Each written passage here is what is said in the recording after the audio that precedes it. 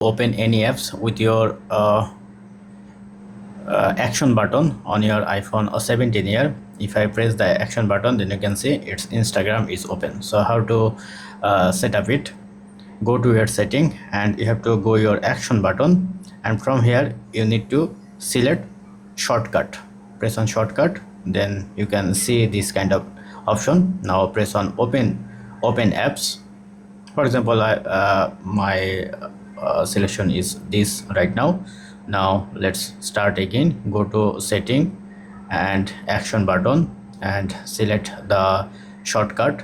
Choose shortcut, open apps. Now select any apps. For example, I want to select which one, Spotify.